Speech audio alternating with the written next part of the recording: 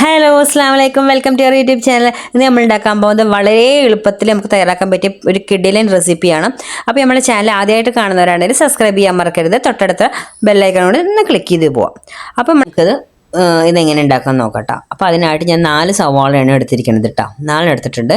ഇനി നമുക്കത് കട്ട് ചെയ്യണം എങ്ങനെയാണെന്ന് വെച്ചാൽ കട്ടിംഗ് ബോർഡ് എടുത്ത് വെച്ചു. ഇനി ഒരു ഉള്ളി എടുത്തിട്ട് കഴുകി ക്ലീൻ ആക്കിയതാണേ. അപ്പോൾ അതെടുത്തിട്ട് ഇനി കനം കുറഞ്ഞിട്ടാണ് എല്ലാവരും കറികളൊക്കെ നമ്മളോട് അരിയാൻ പറയും അല്ലേ. കനം കുറഞ്ഞ അരി പറയും. പക്ഷേ ഇത് നമുക്കത് അങ്ങനെയല്ല. ഇത് കനത്തിൽ വേണം അരിയാൻ.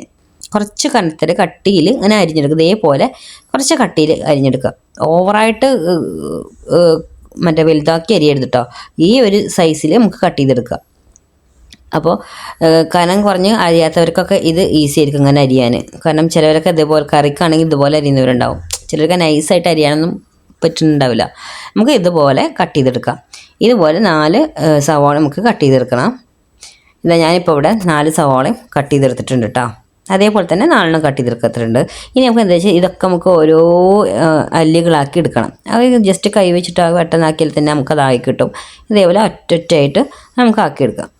ഇവിടെ ഓരോ സവാള ഇങ്ങനെ ഒറ്റയാക്കി വെച്ചിട്ടുണ്ട്. ഇനി അതിലേക്ക് ഞാൻ 4 പച്ചമുളകാണ് ഇട്ട് കൊടുത്തത്. വട്ടത്തിൽ അരിഞ്ഞിട്ട് കൊടുത്തിട്ടുണ്ട്. ഇനി ആവശ്യത്തിന് ഉപ്പിട്ട് കൊടുക്കുക. ഇനി നമുക്ക് വേണ്ടത് വിനെഗറാണ്. അത് ഒരു 2.5 ടേബിൾ സ്പൂണാണ് ഞാൻ ഒഴിച്ച് കൊടുത്തിട്ടുണ്ട്. അത് ഒഴിച്ച് കൊടുത്തതിന് ശേഷം ഇത് നന്നായിട്ട് മിക്സ് ചെയ്ത് വെക്കുക. സ്പൂൺ വെച്ചിട്ട് കൈ വെച്ചിട്ട് എങ്ങനെ മിക്സ് ചെയ്യുക. നന്നായിട്ട് അത് സോഫ്റ്റ് ആവാൻ വേണ്ടിയിട്ടാണ് നന്നായിട്ടൊന്ന് മിക്സ് ചെയ്ത് കൊടുക്കുക. അത് മിക്സ് ചെയ്തതിന് ശേഷം നമുക്കൊരു 10 മിനിറ്റോളം നമുക്കത് റെസ്റ്റ് ചെയ്യാൻ വെക്കുക. അപ്പോൾ അതൊന്ന് വിനെഗറിൽ ഒന്ന് കിടന്നിട്ട് ഒന്ന് കുതിർന്നൊരു സോഫ്റ്റ് ആയിട്ടുണ്ടാവും. ഇനി നമുക്ക് അതവിടെ റെസ്റ്റ് ചെയ്യാൻ വെക്കാം കേട്ടോ. അതിന് ശേഷം ഒരു പാൻ ചൂടാക്കാൻ വെക്കുക. പാൻ ചൂടാൻ ശേഷം ഞാൻ വെളിച്ചെണ്ണയാണ് ഇവിടെ ഒഴിച്ച് കൊടുത്തിരിക്കുന്നത്. എനിക്ക് നല്ലെണ്ണ ഉണ്ടെങ്കിൽ നല്ലെണ്ണ നമുക്ക് ഒഴിച്ച് കൊടുക്കുക.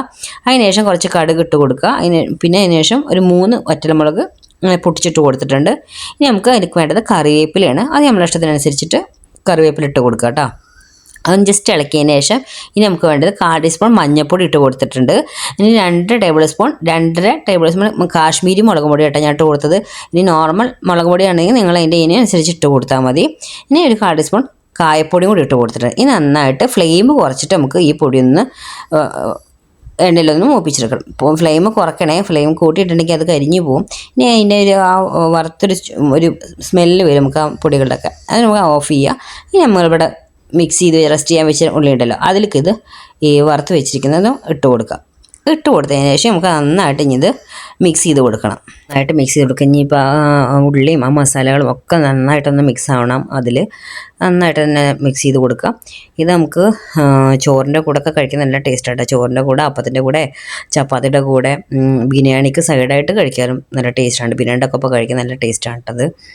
അപ്പോൾ എല്ലാവരും ഒന്ന് ട്രൈ ചെയ്ത് നോക്കേണ്ട ഒരു റെസിപ്പിയാണ്. നല്ല എളുപ്പം ഉണ്ടാക്കാൻ പറ്റില്ല. നമുക്കത് 2 ഉള്ളി ഉണ്ടെങ്കിൽ നമുക്ക് പെട്ടെന്ന് ബാക്കി പൊടികളൊക്കെ നമ്മുടെ വീട്ടിൽ എപ്പോഴും ഉണ്ടാവണതാണ്. അപ്പോൾ അത് എളുപ്പത്തിൽ ഉണ്ടാക്കാൻ പറ്റുന്ന ഒരു റെസിപ്പിയാണ് കേട്ടോ. ചോറിൻ്റെ കൂടെ ഒക്കെ ഇത് മാത്രം മതി. വേറെ കറികളൊന്നും വേണ്ട കഴിക്കാൻ. നല്ല രസമാണ്. അപ്പോൾ ഇത് നമുക്ക് എടുത്ത് വെച്ചിട്ടും ഫ്രിഡ്ജിൽ വെച്ചിട്ട് നമുക്ക് പിറ്റേ ദിവസം വേണമെങ്കിൽ എടുത്ത് കഴിക്കാം. എപ്പോഴും ടേസ്റ്റ് കൂടുള്ളൂ, കേട് വരെ ഒന്നും ചെയ്യില്ല. ഇനി നമുക്ക് ഈ സുർക്കയുടെ പകരം നമുക്ക് വേണമെങ്കിൽ അപ്പം തന്നെ കഴിക്കാനൊക്കെ ആണെങ്കിൽ നമുക്ക് നാരങ്ങയുടെ നീര് യൂസ് ചെയ്യാം കേട്ടോ അതിലേക്ക്. അപ്പോൾ എങ്ങനെ നമുക്ക് യൂസ് ചെയ്യാം. അപ്പോൾ 2 ദിവസമൊക്കെ വരെ ഫ്രിഡ്ജിൽ കേട് വരാതിരിക്കും. നല്ല ടേസ്റ്റാണ്. അപ്പോൾ എല്ലാവരും ഒന്ന് ട്രൈ ചെയ്ത് നോക്കണം.